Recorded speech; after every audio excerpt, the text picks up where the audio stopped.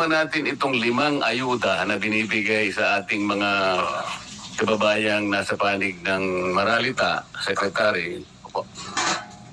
Correct me if I'm wrong kung nagkamali ako ng pag-compute. Pero parang 194 billion pesos lahat.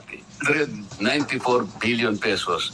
Ngunit wala pong record kung ilan po yung nabibigyan. Medyo may pagka-radical pero baka practical, baka sumang-ayon naman po kayo. Ang aking pong naisip, nakita ko po kasi yung napakataas po na presyo ng kuryente sa ating bansa.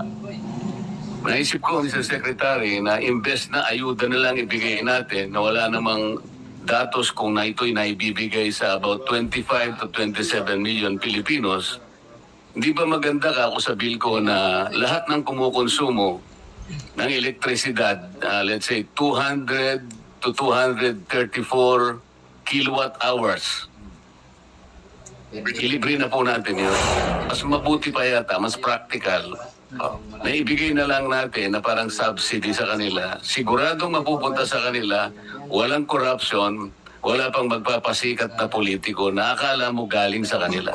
Iisip ko na imbes na po ayuda na wala naman po talagang malinaw kung talagang ito'y kinapupuntahan talaga ng targeted sector.